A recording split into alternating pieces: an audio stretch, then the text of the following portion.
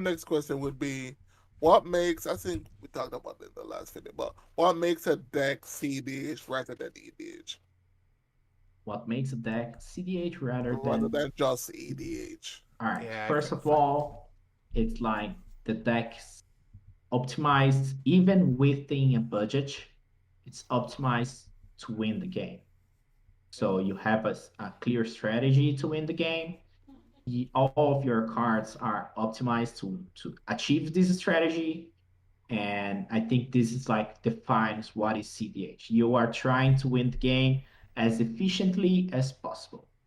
So even if it's like late turns, first of all, I'm gonna lock the table, lock everybody, and win later. You must be efficient in locking. You must be efficient in stopping the other players, and then you need to have like uh, those kind of decks. They don't have like the best efficient win cons, but they you must have the most effective win con possible within the color combination or the commander that you are using. So like a Rashmi deck, maybe they win with extra turns or Eyes or Rev, or an Iris deck, they can play control and win with Tassa's Oracle. Or like a Lavinia deck, they can play stacks and then try to lock the game uh, with knowledge pool. So you must be effective in your strategy. You must be efficient, play efficient cards, even within a budget. So I do not have a force of will. Try playing a misdirection. Try playing like efficient cards, right? Right. So this Mm-hmm. is what defines a CEDH deck, and it differs from a casual EDH deck. So. There was actually a thread on Twitter this Mm-hmm. week where I don't quite remember who it was. He was like, "Hey, I was playing with my friends and somebody came up with Curvold and said, 'Hey, I'm playing Food Chain, but this is not a CTH deck. It's a casual EDH. It's like a 6 or 7. Uh, is it okay to believe this person?' I mean, I don't think playing Food Chain for Volt defines that the deck's CDH. I No, it think you doesn't. can play, yeah, you can play Food Chain on Corvo and your deck's like 6 or 7, and it's Yeah. fine. But you can play powerful cards within like a context, and they are fine. You can play Mana Crypt in casual EDH. I mean, it's very powerful. Yes, it's very I mean, powerful. Cradle You is can a play casual all star. Exactly. You can play like Julie Lotus on a casual deck. Yes. Maybe if your friends don't have Julie Lotus, you should cut it. Yeah, you should cut it. Well, Or if your friends don't have Mana Crypt, maybe you should cut it. Maybe you should. I have like a casual Nico Bolas deck mm-hmm. where I know I must play Mana Crypt Right. because all of my spells are like bombs. Right. And if I don't play Mana Crypt, I will not be You're able not like getting your to bombs. achieve. Yeah. Yeah, exactly. Yeah. So I know this deck is probably a 7, and I'm fine with playing Mana Crypt on it. And it does not define it. I'm fine. And my mana base, it has all the old dual. It doesn't have that much fetch lands, but it has all the old dual lands, all the I've short got lands. I've got a lot of And friends that play like budgetless casual essentially. Like they have all the like their decks are dual lands, fetches, force of wills, yeah, and all that. But they're like playing Angus Mackenzie or they're playing Karametra, like that kind of yeah. stuff. You know. It doesn't But define what is CDH. One card right. does not define what is CDH. And budget doesn't necessarily do it.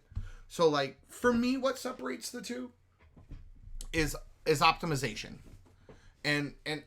And I mean optimization of the whole list. Like if I'm playing Grixis, am I playing the best Grixis strategy for and am I playing the best Grixis win cons? Am I playing the best card quality? Am I Or the best within my budget. yeah, so the best within my budget. And Yeah. and I mean there's I mean I could play Izzet of the Mizzix of the Magus and it's probably only going to top out at high power. But a lot of it is, am I honestly assessing what I'm doing? Like I had a guy come in with like he wanted to build like a competitive phage deck, phage the untouchable, and like by the time we were done putting in all the obvious phage greatest hits, it was just like, dude, like, and the kind of the conversation kept going. It's like, well, you need to add these cards and these cards, and then like at the end of the day, it's just kind of like, well, why aren't you playing Crick? You know, why are you married to phage? Like as this, I mean, it was probably an hour and a half conversation, so it wasn't just like me going, "Hey, play Crick Scrub." Yeah, Um, yeah, I know.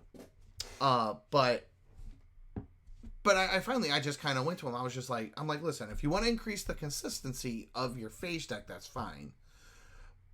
But when it comes to wanting to build a cEDH deck, you need to approach it from an angle of optimization, and then he rebuttals, you know, oh well, I want to optimize this. Yes, but And there's a difference between gatekeeping and doing this, in my Right. opinion. Yeah, Yes. you're guiding this person. You're yeah, not in like this just instance, dissing them and dissing their right? commander. Yeah, You're well, guiding, you're teaching what is CDH, what is yeah, optimization. So okay, and so I was like, that's fine, but like if you're really trying to like actually optimize, like there's a lot of commanders that are stronger in mono black and do mono black things better than Phage. yeah, Right.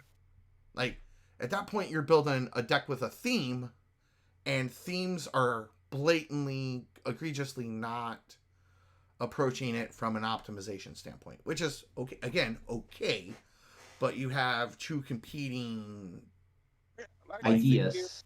yeah, yeah, like Yeah, there's themes and then there's hand synergy card. But yeah, for me, I don't think cEDH is a card pool. Like it is, but it's not. I think it's right, more a mentality. yeah, Like perfect. I think it should be we can play with our casual decks. I can play with Omnas, you can play with Phage, you can play with whatever you want. But as long as we're playing with a competitive mindset of we're playing to win. We're playing no one will get salty at what we're doing here. right, As long as we know that we're all on the same power level mm-hmm. trying to do the same thing. Yeah, I think it's more Yeah, of a mindset than a card pool. yeah, Like we yeah, all know the best cards. Like if we're gonna say, oh, there's brainstorm and preordain, is preordain better than brainstorm? Like we all know brainstorm is better, but it's just about we can still play the preordain as the right, same thing, the lower mm-hmm. skill card, as long as we're playing it with the correct mindset. yeah. That at least that is my take for Well, competitive. and Sure. that honest perspective, like that's the big thing is having that realistic, honest perspective about this stuff. Like, Right. you know what I'm saying? Like that's kind Yeah. of I think for me that's the key. Yeah, So that's it. all right,